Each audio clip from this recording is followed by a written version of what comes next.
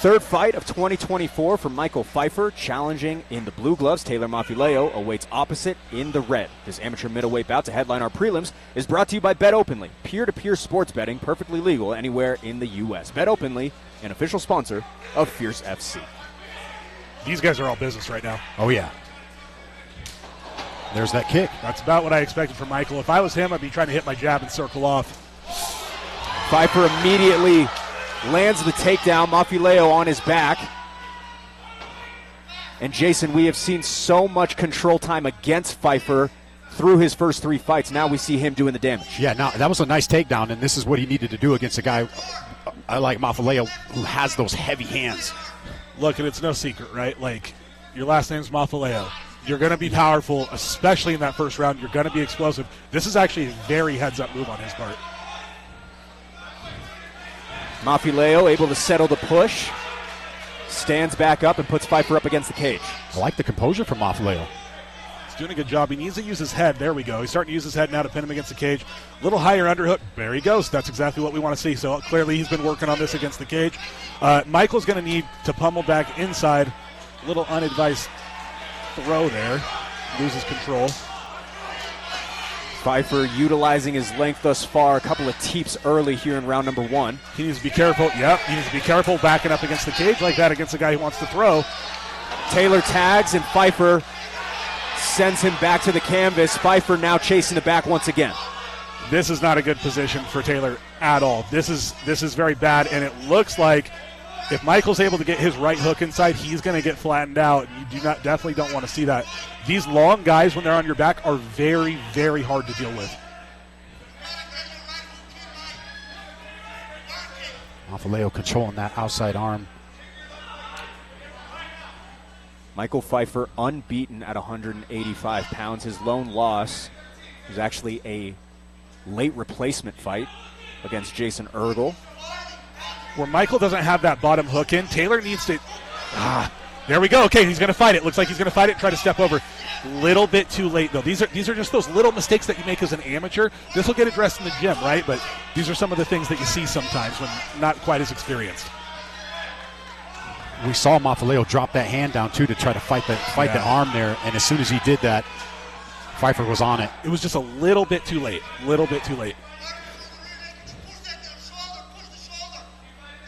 Pfeiffer seeming to be comfortable here, tallying up control time, but also working through some submission attempts as he's chasing the back for that rear naked choke, Jason. It looks like that Michael is just going to try to get on Taylor and crank him. I will tell you, there we go, beautiful. Big shots here from Taylor Mafileo. Taylor turns the tides, gets a pop from the crowd as well. And now framing on the face a bit with the final 10 seconds to go. Those are heavy shots raining down from Taylor Mafileo. So now you've made it a difficult decision for the judge, right? Because it's probably going to go into the second round. But a lot. He's dropping his hands every single time. And I know if I saw it, Marco saw it. So Pfeiffer, Superman's off of the cage. Mafileo able to get out of the way of the attack. Attacks the body as Pfeiffer closes the distance. I don't know if kicks are the most advisable thing for Taylor to be doing against a guy who wants to take him down. Yeah, I was just getting ready to say, I feel like Pfeiffer was just waiting for that to happen. This is what you want to see from Mafileo. Exactly what you want to see, especially when you got your opponent against the warning track like this. Mafileo attacks the lead leg and rips to the body as well. Now the combination's coming together. Pfeiffer fights back with a knee to the body as well. Yeah, the last thing Michael wants to be doing here as a tall guy is laying back against the cage and throwing heavy leather against an opponent who seems to be hitting a lot harder than you are. Like, he needs to be a little bit more composed in this. Digging the underhooks here. Taylor might be able to have a takedown if he feels so inclined. Pfeiffer fighting well, 6 inches taller.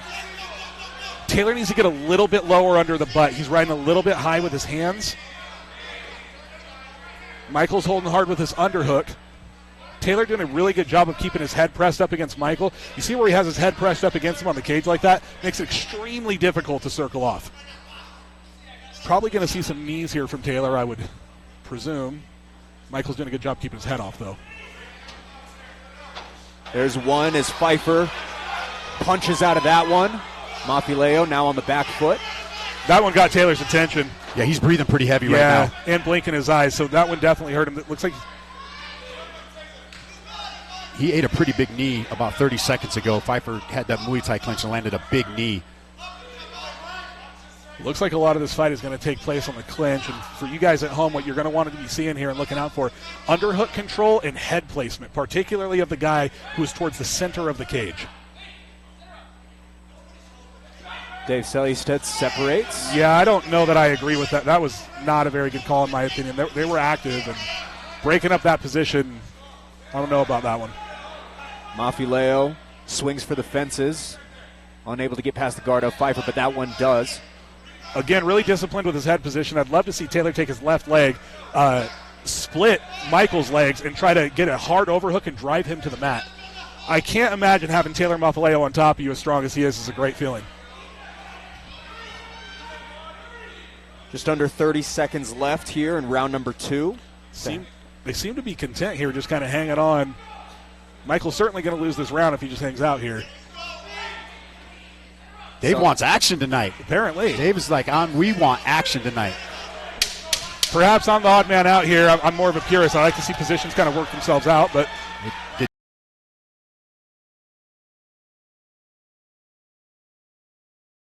Dave Sellistedt starts the third round and immediately takes the center of the cage. Superman punch in the middle.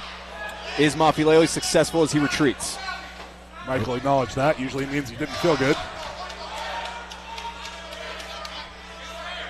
Yeah, I like the game plan from Mafileo, pushing Pfeiffer up against the cage, and there's the shot. Mafileo's going to want to get up quick here. He looks tired. I don't know that he's going to be able to, though. Kind of with the talk. Oh, he's doing a good job, but giving up his neck in the.